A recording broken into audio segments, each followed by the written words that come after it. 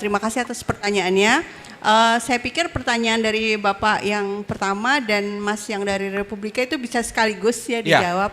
Apa dampaknya terhadap ini saudara-saudari kita di Palestina, di Gaza betul. Khususnya, dan akar historis dan ideologis dari perseteruan Iran sama Israel. Nah, kenapa bisa disatukan? Karena Iran sebelum revolusi Islam di tahun 1979 itu Raja Iran Shah Pahlavi itu justru sahabat dekatnya Amerika dan Israel. Bahkan agen intelijennya Iran, Safak, itu dilatihnya sama Israel. Jadi betul-betul sekutunya sekutu terdekatnya Amerika Serikat di Timur Tengah setelah Israel ya Iran waktu itu. Nah, revolusi Islam menang, kemudian salah satu doktrin utama kebijakan luar negeri Iran adalah membantu kaum mustad'afin, ya, orang-orang yang tertindas. Nah, dan saat itu juga situasinya adalah ya yang tertindas adalah Palestina. Di saat yang sama Iran juga secara historis itu mengalami penindasan juga oleh Israel dan Amerika Serikat. Ekonominya dikuasai oleh perusahaan-perusahaan Amerika Serikat, terus para oposan disiksa oleh Safak yang dibantu oleh Israel dan lain-lain. Jadi sejak awal sebelum revolusi Islam menang 1979 itu pidato-pidatonya Imam Khomeini itu selalu ngomongin soal Israel juga. Jadi Israel itu juga dulu menjajah tanda kutip Iran, ya. Banyak kejahatan yang dilakukannya terhadap Iran, agen-agennya Israel, Mossad terutama di sini. Sehingga ini yang kemudian mendasari kenapa kebijakan luar negerinya Iran dari awal 1979 sampai hari ini itu betul-betul memang ingin memerdekakan Palestina. Jadi perseteruan Iran dan Israel akarnya di Palestina sebenarnya. Saya berkali-kali ditanya sama wartawan juga, ini kapan selesainya? Ya selesainya kalau Palestina merdeka. Ya karena memang tujuan akhir kebijakan luar negeri Iran adalah kemerdekaan Palestina. Kenapa kok Iran kemudian dibom oleh Israel? Ya sebenarnya karena bukan masalah nuklir, tapi karena Israel melihat Iran adalah ancaman. Kenapa? Iran itu selain seperti semua negara membantu secara diplomatik, membantu secara kemanusiaan, tapi juga membantu secara senjata. Ini yang jadi problem buat Israel gitu kan. Hamas sudah secara terbuka menyatakan kalau tidak ada Iran kami nggak punya rudal nih. Ya sekarang sudah bikin sendiri. Teknologinya dari mana? Ya dari insinyur-insinyur Iran yang memang didatangkan. Dulu masih bisa masuk ke Gaza ya, sebelum betul-betul diblokade penuh. Nah itu jawabannya ya, jadi dampaknya kalau seandainya sekarang Iran versus Israel, Iran menang ya dampaknya adalah insya Allah ya kemerdekaan untuk bangsa Palestina. Amin ya. Kemudian tadi apa lagi ya pertanyaan yang dampak untuk Indonesia kalau ini berlanjut, saya pikir tadi sudah dibahas juga ya sama Pak Mus bahwa Iran itu punya kartu trufnya kan Selat Hormuz. Selat Hormuz ditutup oleh Iran, sepertiga minyak dan gas dunia nggak bisa lewat, kita bisa resesi ekonomi. Itu mungkin secara singkat. Lalu kayaknya ada satu lagi ya, dari Mas yang itu ya, apa ya tadi ya? Ancaman global, ya. Kalau saat ini, ya tadi saya udah terbahas juga saya pikir ya sama Pak Mus bahwa kartu truf Iran yang lain adalah kalau Amerika sampai menyerang Iran, Iran sudah mengatakan juga seluruh kepentingan Amerika Serikat di kawasan akan diserang juga. Maksudnya apa? Ya pangkalan-pangkalan militer Amerika Serikat kan ada di negara-negara Teluk.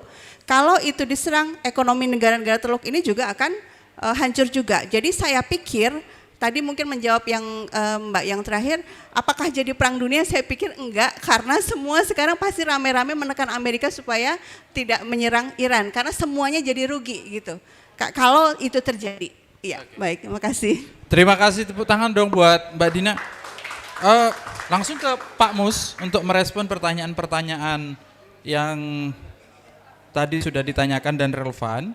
Misalnya mengenai ancaman globalnya, lalu kemudian dampaknya terhadap Indonesia, serta bagaimana sih melihat para pemimpin dunia Islam saat ini? Gitu kira-kira Pak Mus. Ya, terima kasih. Saya ini kok tertarik sebetulnya menambahkan Budina ini ya, dampak perang Israel terhadap Gaza. Kan ada pertanyaan itu. Jadi sesungguhnya melihat perang Iran Israel ini tidak sesederhana hanya melihat ada perang Iran Israel. Sebetulnya jauh lebih besar dari itu. Jadi tidak sesederhana ini terjadi perang Iran Israel yang tiap malam membuat saya juga tidak bisa tidur kayak Mas Ulil. Jadi nungguin Jazirah, Arabia melihat perkembangan terakhirnya. Karena perkembangan selalu terjadi di malam hari. Jadi perang Iran Israel ini sesungguhnya adalah perang visi tentang masa depan Timur Tengah. Perang dua visi atau perang dua proyek besar atau mega proyek besar ya. Atau gimana ya? Ini perang ekosistem. Jadi Iran punya ekosistem sendiri, Israel punya ekosistem sendiri. Gitu kan? Kan sejarahnya begini, kalau kita melihat sedikit ke belakang ya. Lanskap konflik di Timur Tengah itu semula kan bernama konflik Arab Israel. Nah, yang berlangsung lama. Tapi akhirnya ya Arab ini kalah.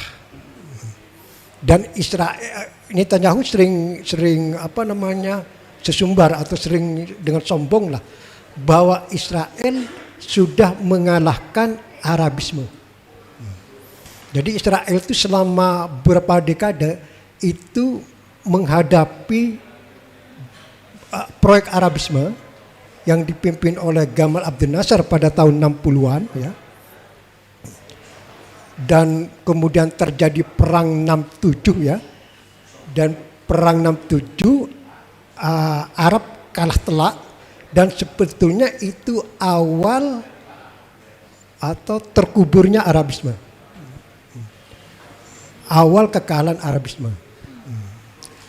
Kemudian Arabisme ini dihabisin bukan oleh Israel tapi oleh Anwar Sadat melalui perdamaian Camp David. Akhirnya sebetulnya selesailah perang Arab Israel ini. Kata Anwar Sadat, tanpa Mesir tidak mampu bangsa Arab ini perang melawan Israel. Dan itu ada pepatah yang sangat terkenal, dan tanpa Suriah tidak ada perdamaian di Timur Tengah. Sebetulnya ketika Mesir mendatangkan kesepakatan damai di Camp David dengan Israel pada tahun 1979, masih ada sisa kekuatan Arabisme sebetulnya ya, yaitu Suriah dan Irak yang dulu dipimpin oleh atau partai yang berkuasa itu adalah partai Baath yang sangat menganut ideologi Arabisme. Di Suriah itu ada Hafid Assad, kemudian di Irak itu ada Saddam Hussein. Sebetulnya saat itu dua kekuatan ini cukup besar ya. Bahkan ketika saya awal-awal di Kairo dulu, ketika saya awal-awal jadi wartawan Kompas di Kairo ya, saya sering membaca artikel di Al-Ahram atau di media-media lain ya. Seandainya ya Suriah dan Irak ini bersatu, ya, niscaya kekuatan dua negara Arab itu akan bisa memaksa Israel melaksanakan resolusi PBB nomor 242 yang dikeluarkan pada tahun 1967, di mana resolusi PBB tersebut menegaskan bahwa tidak dibenarkan suatu negara menduduki wilayah orang lain dengan kekuatan. Pada waktu itu Israel menduduki dengan kekuatan wilayah Arab yang sangat luas, yaitu Gurun Sinai, Gaza, tepi barat, Yerusalem Timur, dan dataran tinggi Golan. Jadi sejak awal sudah ada payung hukum yang tidak membenarkan Israel menduduki wilayah Arab tersebut. Atau dengan kata lain, posisi atau pendudukan Israel di wilayah tersebut adalah ilegal. Tapi ya, apapun resolusi untuk melaksanakan itu harus punya kekuatan. Ya, betul. Kalau tidak ada kekuatan, ya hukum itu kalau tidak ada polisi, tidak ada tentara yang memaksakan, ya di atas kertas saja. Di atas kertas saja. Dan Arab tidak punya kekuatan. Sebetulnya pada tahun 70-80-an yang diharapkan Suriah sama Irak. Cuman Hafid Assad sama Saddam Hussein tidak pernah akur. Sama-sama satu partai Baath, tapi ribut terus. Ya ini memang kelemahan orang Arab, susah bersatu. Susah bersatu, egonya itu tinggi. Saddam ingin memegang hegemoni di partai Baath, terus Hafid Assad yang merasa lebih senior, dialah lebih berhak dan sama tidak mau kalah. Dan pecahnya Irak dan Suriah ini secara final terjadi ketika perang Irak dan Iran pada tahun 80 yang kemudian berakhir pada tahun 88, di mana Suriah pada itu malah mendukung Iran, bukan mendukung Iran. Maka selesainya Arabisme itu. Kemudian ada musim semi Arab, kemudian ada invasi AS di Irak pada tahun 63, selesai. Jadi kalau